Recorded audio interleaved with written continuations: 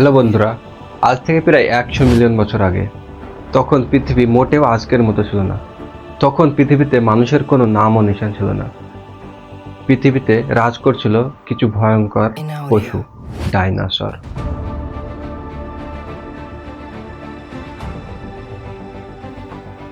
যাদের উচ্চতা এত বড় যে একটি চারতলা বিল্ডিং এর থেকে উঁচু, যাদের কামড়ানোর ক্ষমতা এত যে আপনার ঘাড়কে 1 সেকেন্ডের মধ্যে ভেঙে চুরমার করে দেবে। আর যাদের রফতার এত তেজ, অলমোস্ট 90 কিলোমিটার/আওয়ার স্পিডে দৌড়তে পারত। সত্যি একটা ভাবনার বিষয়। যারা অলমোস্ট 170 মিলিয়ন বছরেরও বেশি সময় ধরে পৃথিবীতে রাজ করেছিল, কিন্তু হঠাৎ একদিন কি এমন ঘটে যে এরা পুরো পৃথিবী থেকে হারিয়ে যায়। এক্স্যাক্টলি কি হয়েছিল আর কিভাবে হয়েছিল, চলুন জেনে নিই আজকের এই ভিডিওতে। Closer to the planet, the Earth's gravitational pull gets stingier. They now can't see what's happening. Dinosaur শব্দটির উৎপত্তি হয়েছে গ্রিক ভাষা থেকে, ডাইনিয়স আর সরাস থেকে। ডাইনিয়স অর্থাৎ টেরেবল আর সরাস অর্থাৎ রিচার্ড, অর্থাৎ টেরেবল রিচার্ড, যার অর্থ হলো ভয়ঙ্কর টিকটিকি। এক্স্যাক্টলি ডাইনোসর মানে এটাই বন্ধুরা, ভয়ঙ্কর টিকটিকি। ডাইনোসর শব্দটি প্রথম ব্যবহার করা হয় 1841 খ্রিস্টাব্দে, কেননা এই সময় প্রথম ডাইনোসরের ফসিল পাওয়া যায় পৃথিবীর বুকে। রিচার্ড ওয়েন্স নামের একজন ব্রিটিশ বিজ্ঞানী এই শব্দটি প্রথম ব্যবহার করেন। সেই সময় মানুষেরা হয়তো সঠিক জানতো না ডাইনোসর আসলে কেমন দেখতে, তাই সেই সময়ের ড্রয়িং আজকের তুলনায় অনেক উন্নত। সময়ের সাথে সাথে আমরা যত ডাইনোসরের বিষয়ে জানতে পারি, তত তত ড্রয়িংগুলোকেও মডিফাই করতে থাকি এবং আসলের মতো করার চেষ্টা করি। তো এই দেখুন আগেকার দিনের ছবি আর আজকের দিনের ছবি। মেগালিসরস, এই ডাইনোসরের ফসিল সব থেকে প্রথমে পাওয়া যায়। এই দেখুন এই ডাইনোসরের আগেকার ছবি। কিন্তু আস্তে আস্তে যখন সময় পরিবর্তন হতে থাকে, আমরা ডাইনোসরের বিষয়ে ভালো করে জানতে পারি এবং ওর ছবিগুলো মডিফাই করতে থাকি। বর্তমানে এই ডাইনোসরের ছবি ঠিক এইরকম। আজকের দিনে 1000টারও বেশি ফসিল খুঁজে পেয়েছি আমরা ডাইনোসরের পৃথিবী থেকে, যার মধ্যে 900টারও বেশি ডাইনোসরের ফসিল আমরা আইডেন্টিফাই করতে পেরেছি। আপনি ভাবতে পারেন যে আর কত কিছু খুঁজে পাবো আমরা মাটির নিচ থেকে, কিন্তু গর্বের বিষয় হলো এটাই যে 2002 থেকে 2026 সাল পর্যন্ত প্রতি বছর 45টারও বেশি পিসিস আমরা খুঁজে পেয়েছি পার ইয়ার অন অ্যাভারেজ। তো প্রত্নতাত্ত্বিকদের কাজ এখনো শেষ হয়নি। এই যে এই ফটোগুলো দেখুন, যা 2026 সালে খুঁজে পাওয়া গেছিল, যার মধ্যে একটি অন্যতম হলো পটাইকোথিওসিস বুকবুলিস, যেটি মেক্সিকো শহরে খুঁজে পাওয়া গেছিল। যেটি খুঁজে পাওয়া হয় 2026-এর এপ্রিল মাসে, মানে এই মাসেই, কিছুদিন আগেই। আমরা এখনকার সময়ে ডাইনোসরদের বিষয়ে অনেক কিছু জানি, কিন্তু আসুন গল্পের শুরু থেকেই করি, কিছু মিলিয়ন বছর আগে।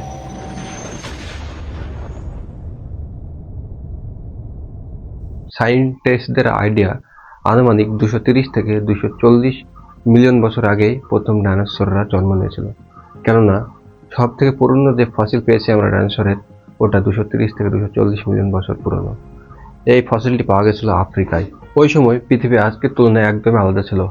আজকে আপনি যে কন্টিনেন্ট দেখেন, Asia, Africa, Australia, South America, North America আর ইউরোপ, এগুলো সব একসঙ্গে যুক্ত ছিল এবং একটি সুপার কন্টিনেন্ট ছিল, যার আমরা নাম দিয়েছি প্যানজিয়া।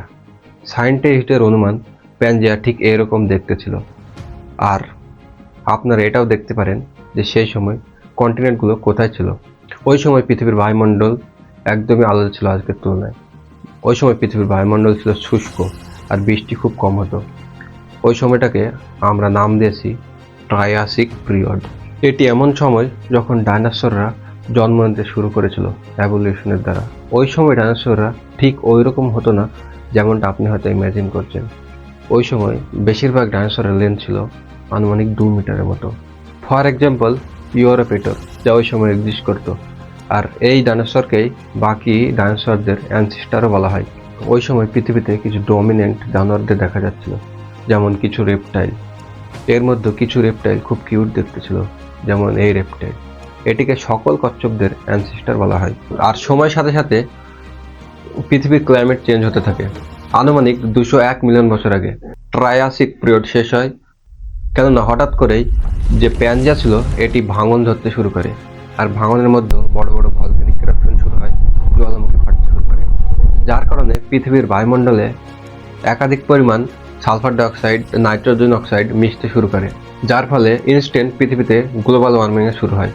আবার পরবর্তী সময় এই সালফার ডাইঅক্সাইড, কার্বন ডাইঅক্সাইড পৃথিবীর অ্যাটমসফিয়ারে মিশতে শুরু করে, যার কারণে পৃথিবীতে সূর্যরশ্মি আসা বন্ধ হয়ে যায়, যার ফলে পৃথিবী আবার ঠান্ডা হয়ে ওঠে এবং সমুদ্র জলের মধ্যে কার্বন ডাইঅক্সাইড ও সালফার ডাইঅক্সাইডের মাত্রা বৃদ্ধি পায়, যার ফলে সমুদ্র জল অ্যাসিডের পরিমাণ বেড়ে যায়। ওই সময় যে পশুরা এক্সিস্ট করতো তাদের সার্ভাইভ করে মুশকিল হয়ে ওঠে, কেননা ওই সময় যে ম্যামলসরা এক্সিস্ট করতো তারা বেশিরভাগই কোল্ড ব্লাডেড ছিল, তাই তাদের ক্লাইমেট চেঞ্জের বিষয়টা সহজভাবে নিতে পারেনি। কিন্তু যে ডাইনোসররা ছিল ওরা ছিল ওয়ার্ম ব্লাডেড, ঠিক মানুষের মতো, তাই ক্লাইমেট চেঞ্জের বিষয়টা ওরা সহজভাবে নিতে পেরেছিল, তাই ওরা বেঁচে গিয়েছিল। আনুমানিক 6 লাখ বছর পর্যন্ত ভলক্যানিক কারপশন চলতে থাকে, ক্লাইমেট চেঞ্জ চলতে থাকে, আর এক্সটিংক্ট হয়ে যায়, আর বেঁচে থাকে ডাইনোসর, ম্যামেলস, ক্রোকোডাইলস আর কিছু আর্লি ম্যামেলস এর স্পিসিস। আর এই ঘটনাকে বলা হয় জুরাসিক ট্রায়াসিক এক্সটিংশন ইভেন্ট। এরপর ট্রায়াসিক পিরিয়ড শেষ হয়ে যায় আর জুরাসিক পিরিয়ডের সময় চলে আসে। যদি আপনার এই নামটা শোনা শোনা মনে হয়, তো হ্যাঁ বন্ধুরা, এই নামটা সেই নাম যেটা জুরাসিক পার্ক মুভিতে ইউজ করা হয়েছে। এই নামটা ওরা জুরাসিক পিরিয়ড থেকে নিয়েছে। তো জুরাসিক পিরিয়ডের সময় চলে 201 মিলিয়ন বছর থেকে 145 মিলিয়ন বছর পর্যন্ত। এটা সেই সময় ছিল যখন ডাইনোসরের সব থেকে শক্তিশালী স্পিসিসরা জন্ম নিতে শুরু করেছিল। আর এভলিউশনের সাথে সাথে এক একটা ডাইনোসরের আকার এত বড় হয়ে ওঠে যে, যেমন টাইটানোসরাস, যা প্রায় 160 মিলিয়ন বছর আগে এক্সিস্ট করত, যার ওজন আনুমানিক 15,000 কিলো, যার আয়তন প্রায় 15 মিটার। আর ওই সময় আরো কিছু ডাইনোসর এক্সিস্ট করত, তারা হলো ব্রন্টোসরাস, ব্রাচিওসরাস, ডিপ্লোসরাস আর স্টেগিওসরাস। আর এই জুরাসিক পিরিয়ডেই আমাদের ফ্লাইং ডাইনোসরেরও এন্ট্রি হয়, যেমন সব থেকে ফেদার ডাইনোসর হলো আর্কিওপট্রাক্স, যেটা ঠিক এরকম দেখতে ছিল। আর ঠিক এই সময়ই আমাদের সুপার কন্টিনেন্ট প্যানজিয়া দুটো টুকরোতে বিভক্ত হয়ে পড়ে, যাদের আমরা নাম দিয়েছি লরেশিয়া আর গোন্ডওয়ানা ল্যান্ড। আর জুরাসিক পার্ক মুভির জন্যই আমাদের কাছে জুরাসিক পিরিয়ড খুব ভালোভাবে জানা। কিন্তু এর পরবর্তী যে পিরিয়ড আছে, দ্য ক্রিটিসিয়াস পিরিয়ড, এই সময় আসলে ডাইনোসরদের ভালো দিন আসে, কেননা এই সময়ই ডাইনোসরদের ডাইভার্সিটির এক্সপ্লোর হতে শুরু করে।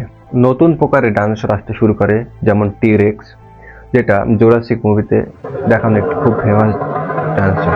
এরা আসলে ক্রিটিসিয়াস পিরিয়ডেই নিজের ডমিনেন্সে পৌঁছতে পেরেছিল।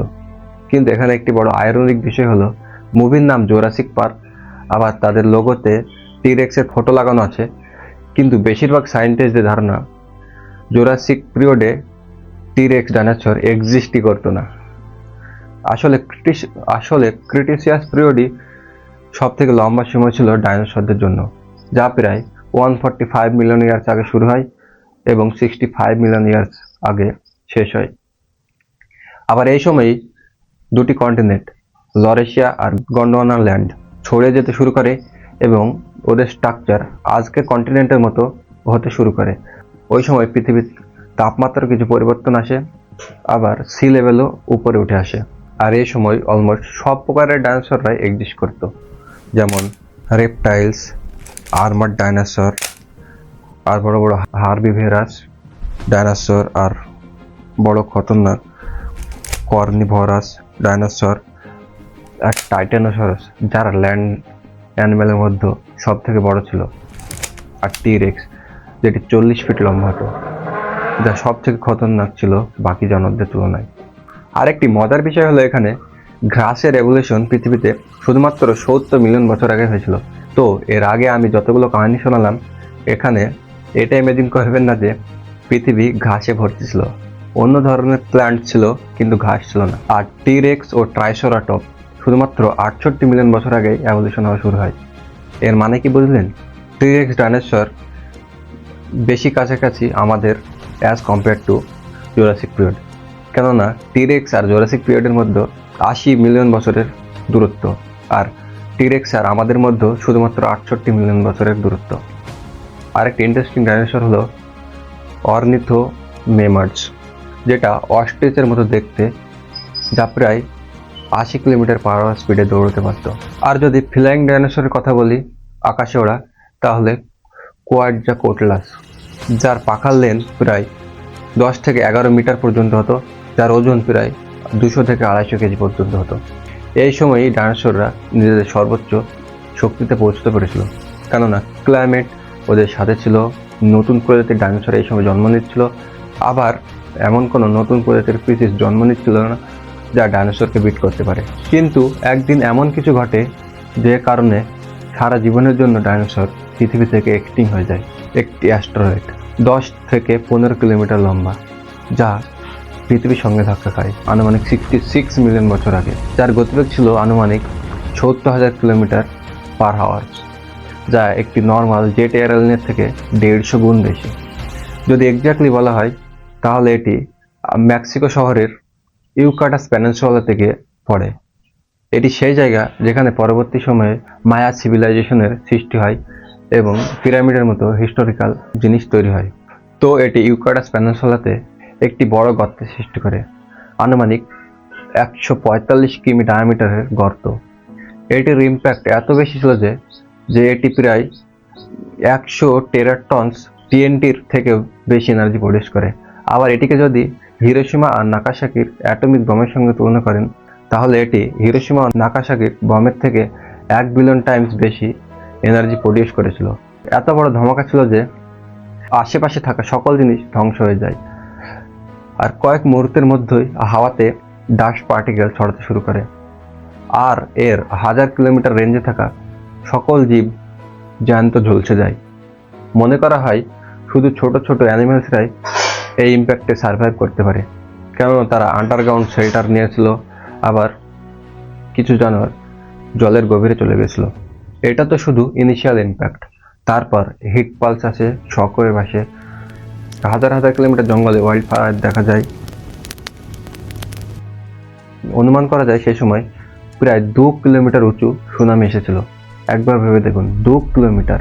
আর ভলকানিক এরাপশন আবার দেখা যায়, অ্যাসিড রেইন শুরু হয়, ভূমিকম্প আসা শুরু হয়। শর্ট টার্ম এফেক্টস খুব ক্ষতিকর ছিল। কিন্তু এখন আপনি হয়তো চিন্তা করতে পারেন, পৃথিবীর উল্টো দিকে যেখানে ইম্প্যাক্ট হয়নি সেখানে তো কোনো না কোনো ডাইনোসর বেঁচে থাকতে পারবে। কিন্তু শর্ট টার্মসের থেকে লং টার্ম কনস্টিটিউশন অনেক ভয়ঙ্কর ছিল। হাওয়াতে যে ডাস্ট পার্টিকেল মিশে গেছিল, তার কারণে পৃথিবীতে কয়েক বছরের জন্য সানলাইট আসা বন্ধ হয়ে যায়। পৃথিবী নিউক্লিয়ার উইন্টারের মধ্যে চলে যায়।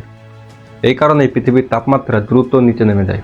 বৈজ্ঞানিকরা অনুমান করেছেন আনুমানিক 3 বছরের মতো পৃথিবীতে ফ্রিজিং টেম্পারেচার থাকে, যার কারণে পৃথিবীতে থাকা সকল প্ল্যান্ট স্পিসিস এবং অ্যানিম্যাল স্পিসিসের বেশিরভাগ অংশ ধ্বংস হয়ে যায়। পৃথিবীতে সূর্যরশ্মি আসতে পারে না, যে কারণে প্ল্যান্টরা সালোক সংশ্লেষ করতে পারে না, যার কারণে প্ল্যান্টরা মারা যায়। আবার প্ল্যান্ট মারা যাওয়ার ফলে শাকাহারী প্রজাতির ডাইনোসররা মারা যায়। আবার শাকাহারী ডাইনোসররা মারা গেলে মাংসাহারী ডাইনোসররা মারা যায় খাবারের অভাবে। এখানে একটি চেন রিয়াকশন দেখা যায়। শুধুমাত্র ছোট ছোট ওমনিভার্স জীবরাই বাঁচতে পারে, যেমন টার্টেলস, মামেলস আর কিছু বার্ডস। এই জীবগুলি এই কারণে বাঁচতে পারে কেননা এরা ক্রাউনজার্চের মতো সার্ভাইভ করতে পারে। যেমন যে ডাইনোসরগুলি মারা গেছিল, ওই মৃতদেহের কাছে কিছু ফাঙ্গাস প্ল্যান্ট জন্ম নেয়, ওদের খেয়ে এরা সার্ভাইভ করতো। আর ছোট ছোট অ্যানিমেলসরাও সুযোগ পেয়ে যায় পৃথিবীতে অনেকদিন বেঁচে থাকার। আবার অ্যাস্টেরয়েডের ইম্প্যাক্টে পৃথিবীতে থাকা অনেক কার্বন রূপসও ধ্বংস হয়ে যায়, যার কারণে আবার বায়ুমণ্ডলে SO2, CO2 মিশতে শুরু করে, যার ফলে আবার পৃথিবীতে ঠিকমতো সূর্যরশ্মি আসতে পারে না। আবার কন্টিনিউয়াসলি অ্যাসিড রেইন চলতে থাকে। কয়েক হাজার বছর পর যখন নিউক্লিয়ার উইন্টার শেষ হয়ে যায় আর বায়ুমণ্ডলে থাকা ডাস্ট পার্টিকেল নিচে সেটেল ডাউন হয়ে যায়, ঠিকমতো পৃথিবীতে সানলাইট আসতে পারে। কিন্তু প্রবলেম হলো অনেক মাত্রায় কার্বন ডাইঅক্সাইড, সালফার ডাইঅক্সাইড পৃথিবীর বায়ুমণ্ডলে মিশতে থাকে, যার ফলে ইনস্ট্যান্টলি আবার পৃথিবীতে গ্লোবাল ওয়ার্মিং দেখা যায়। তো একবার ভেবে দেখুন বন্ধুরা, একটি সামান্য অ্যাস্টেরয়েড পৃথিবীর হাজার হাজার বছরের ইতিহাস বদলে দেয়।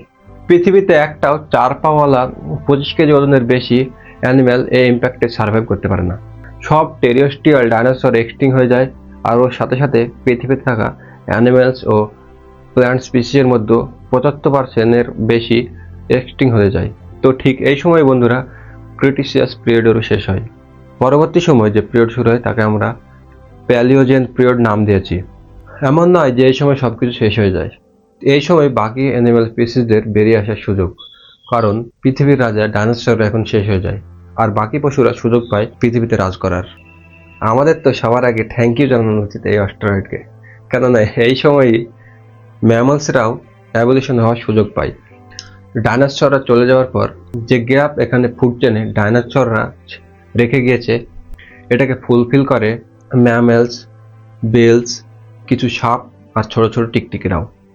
এই ইম্প্যাক্টে অ্যাকচুয়ালি যারা সার্ভাইভ করতে পেরেছিল ওরা ছিল ফ্লাইং ডাইনোসর, যারা অ্যাভলিউশনের পথ ধরে ধীরে ধীরে নিজেদের ছোট পাখিতে পরিবর্তন করে নিয়েছে। ঠিক শুনেছেন আপনি, আজকের দিনে যে পাখিদের উড়তে দেখেন আপনি, ওরা আসলে ডাইনোসরের অ্যানসিস্টার ছিল। বেশিরভাগ পরীক্ষায় দেখা গেছে যে পাখিরা সেম ফ্যামিলি থেকে বিলং করে অ্যাজ ডাইনোসর। যদি স্পেসিফিকলি বলি, যেখানে সব থেকে বেশি অ্যানসিস্টেন্স শেয়ার করা হয়েছে ওটা হলো চিকেন্স আর অস্টারাইস এর মধ্যে। এখন আপনার মনের মধ্যে প্রশ্ন জাগতে পারে যে পৃথিবীতে এত বড় একটা ইম্প্যাক্ট হয়েছিল, তার কোনো না কোনো চিহ্ন অথবা গর্ত তো থাকবে। কিন্তু একবার ভেবে দেখুন বন্ধুরা, যে জিনিস যা প্রায় 66 মিলিয়ন বছর আগে ঘটেছিল তা সেই রকম হবে না যেমনটা হয়তো আপনি ইমাজিন করছেন। আজ এর চিহ্ন মেক্সিকো শহরের ইউকাটাস পেনিনসুলার মধ্যে লুকিয়ে পড়েছে। কিন্তু অনেক ডিজিটাল এক্সপেকটেশন করা হয়, যার মাধ্যমে অনুমান করা হয় যে ঠিক ওইখানেই অ্যাস্টেরয়েড স্ট্রাইক হয়েছিল। যদি আপনি ম্যাপে গিয়ে চেক করেন তাহলে এই যে এই জায়গাটা, যেখানে এই জিনিসটি অর্ধেক জলের মধ্যে অর্ধেক মাটিতে আছে, এটাই হলো রিয়েল ওয়ার্ল্ড ইম্প্যাক্ট, যা বর্তমানে মেক্সিকো শহরে অবস্থিত। এই সিনারিগুলো দেখতে খুবই সুন্দর, এর মধ্যে একটা প্যাটার্ন দেখা যায়। অ্যাস্টেরয়েডের দ্বারা সৃষ্ট এই সিনারিগুলিতে সবই রিং ফরমেশনে হয়েছে। এই ফরমেশনগুলি আজকের দিনে একটি ট্যুরিস্ট অ্যাট্রাকশনে বদলেছে, যেখানে আপনি ঘুরতেও যেতে পারেন। আর এই সিনোডগুলো ওয়ার্ল্ড লার্জেস্ট কেভ সিস্টেম তৈরি করে। এই অ্যাস্টেরয়েড স্ট্রাইকের কথা শুনে আপনি হয়তো ভাবতে পারেন কি হবে যদি আজকের দিনে একটি অ্যাস্টেরয়েড পৃথিবীর দিকে বাড়ে, তো সম্পূর্ণ মানুষও কি শেষ হয়ে যাবে? এটা খুবই ভয়ের বিষয় যে অ্যাস্টেরয়েড আজকের দিনেও পৃথিবীর সাথে ধাক্কা খেতে পারে। এই অ্যাস্টেরয়েডগুলিকে নিয়ার আর্থ অ্যাস্টেরয়েড বলা হয়। নাসা আর সকল স্পেস এজেন্সি এই অ্যাস্টেরয়েডগুলিকে চিহ্ন করা শুরু করে দিচ্ছে এবং আজ পর্যন্ত প্রায় 28,000-এরও বেশি অ্যাস্টেরয়েড নাসা খুঁজে পেয়েছে। নাসা আর সকল স্পেস এজেন্সি এই নিয়ার আর্থ অ্যাস্টেরয়েডদের চিহ্নিত করতে লেগেছে। ওরা দেখছে যে কোথায় গিয়ে এই অ্যাস্টেরয়েডগুলির পাথ পৃথিবীর সঙ্গে মিলছে। অ্যাজ অফ এপ্রিল 2022 প্রায় 28,000-এরও বেশি নিয়ার আর্থ অ্যাস্টেরয়েড খুঁজে পেয়েছে মহাকাশ বিজ্ঞানীরা, যার মধ্যে 800টির লেন্থ 1 কিলোমিটারের থেকেও বেশি। কিন্তু আজকের দিনে এত ভয়ের কোনো বিষয় নেই, কেননা আমাদের সায়েন্টিস্ট ক্যালকুলেশন এত উন্নতি হয়ে গেছে যে এখন আমরা এক্স্যাক্টলি প্রিডিক্ট করতে পারি যে অ্যাস্টেরয়েড স্ট্রাইক কবে এবং কোথায় হবে। আমরা এটাও ধারণা করতে পারি যে কত % চান্স আছে এটি পৃথিবীর সাথে ধাক্কা খাওয়ার। আর যদি কোনো অ্যাস্টেরয়েড পৃথিবীর সাথে ধাক্কা খাওয়ার মতো পরিস্থিতিতে চলে আসে তাহলে আমরা কি করতে পারি? এটি নিয়ে নাসা একটি স্পেস মিশন লঞ্চ করেছে, ডাবল অ্যাস্টেরয়েড রিডাইরেকশন টেস্ট। এদের প্ল্যান ছিল যে একটি স্পেস ক্রাফটের সঙ্গে একটি অ্যাস্টেরয়েডের ধাক্কা খাইয়ে তার পাথ পরিবর্তন করা। শুনে আপনার হয়তো বড় সায়েন্টিফিক কথা মনে হচ্ছে, কিন্তু এটি অলরেডি সাকসেসফুল হয়ে গেছে। অ্যাজ অফ সেপ্টেম্বর 2022 যখন নাসা এই মিশনটি লঞ্চ করে, যেখানে নাসা একটি স্পেস ক্রাফট ছাড়ে এবং একটি অ্যাস্টেরয়েডের সঙ্গে ধাক্কা এবং তার পাথ পরিবর্তন করতে সাকসেসফুল হয়। তো ভয়ের কোনো বিষয় নাই এখন আর। কিন্তু অন্যদিকে আরেকটি ভয়ের কারণ হলো আসলে আমরা নিজেরাই মানুষ। আজকের দিনে যে পশু পাখি বেঁচে আছে তাদের হ্যাবিটসকে ডিস্টার্ব করা হচ্ছে মানুষের দ্বারা, যার কারণে হাজার হাজার ম্যামেলস, রেপটাইলস, বার্ডস এর স্পিসিস অলরেডি ডেঞ্জার ক্যাটাগরিতে চলে গেছে, আবার কিছু কিছু এক্সটিংশনও হয়ে গেছে। এই ধ্বংসের পরিবর্তনের জন্য US United Nation convention of biodiversity meeting arrange করেছে জাপানে 2010 সালে। এই বায়োডাইভার্সিটির কারেন্ট রেট সেট করা হয় 2020 সাল পর্যন্ত, কিন্তু আনফর্চুনেটলি আমরা এর শুধু 6টি সম্পূর্ণ করতে পেরেছি আজকের দিনে। 2020 সালের জুন মাসে এই বায়োডাইভার্সিটি আর ইকোসিস্টেম কোল্যাপসকে থামানোর জন্য একটি মিটিং বসানো হয়, যার ডেডলাইন রাখা হয় 2030 সাল, যার লক্ষ্য হলো জলে এবং স্থলে মোট 30% এরিয়া প্রোটেক্ট করা এবং মানুষের দ্বারা ছড়ানো পপুলেশন 50% কম করা। আর সায়েন্টিস্টরা জানিয়েছেন যে এক্সটিংশন হচ্ছে, এটিকে 20 এক্সটিংশন কম করা পার ইয়ার। পরবর্তী সময়ে এটা বলবে যে এই ডেডলাইনের উপর কতটা লক্ষ্য আমরা পূর্ণ করতে পারি, করা খুবই প্রয়োজন হবে। এইভাবে যদি আগেকার মতো পশু এক্সটিংশন হতে থাকে, তাহলে একদিন হয়তো মানুষের বেঁচে থাকাও সম্ভব হবে না। আর যদি মানুষের কথা বলা হয়, মানুষের অরিজিন 3 লাখ বছর আগেই শুরু হয়েছিল আফ্রিকায়, এটাই অনুমান করা হয়। আপনি যদি ডাইনোসরদের সঙ্গে তুলনা করেন, কোথায় 170 মিলিয়ন বছর আর কোথায় 3 লাখ বছর। ওরা 174 মিলিয়ন বছর ছিল পৃথিবীতে, মানুষের থেকে 600 গুণ বেশি। কি মনে হচ্ছে আপনার? মানুষ কি ডাইনোসরের সময়কে বিট করতে পারবে, না 1 বিলিয়ন বছরের আগে শেষ হয়ে যাবে? কমেন্টে জানান। অবভিয়াসলি এর উত্তর এটার উপর নির্ভর করবে যে আমরা কতগুলি পদক্ষেপ নিচ্ছি আমাদের পৃথিবীকে রক্ষা করার জন্য।